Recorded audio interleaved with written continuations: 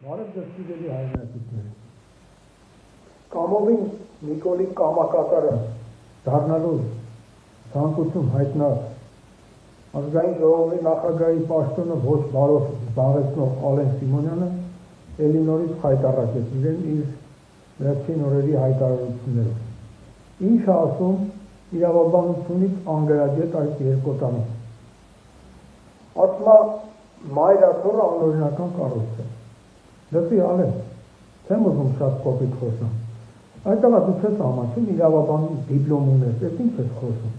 Հիմա ես պահանջում եմ քեզնից որպես քաղաքացի, որ դու մատնանշես Հայաստանի Հանրապետությունում գործող այն նորմատիվ իրավական ակտերը եւ դրանց կոնկրետ դրույթները, որոնց խախտմամբ է գործում մայրաթորը։ Այսինքն որ իրավական ակտերով է հիմնավորվում քո ասածը։ Չկա այդպիսի իրավական ակտ։ Անհարմար է մի բան, որ ասում ես, մտածի դու, էդի եթե ասենք ասի ցիրկի դիմացը կանգնող մի անհույս մարմնավարժ, որը անիծի եկեղեցուն, որ իր գործերը հաջող են, մնացել է անգործ,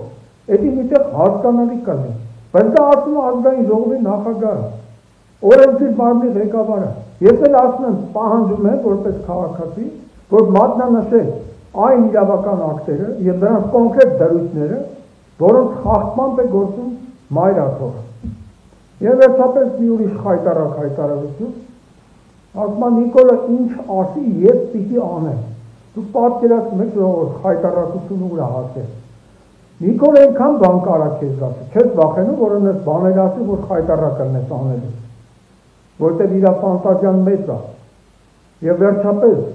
գոնե ամիսը մի անգամ մի հատ օրենք կարդա, այդտեղ է։ Դու չես կարդացել Սահմանադրության 88-րդ հոդվածի 3-րդ մասը, որտեղ ասում է, որ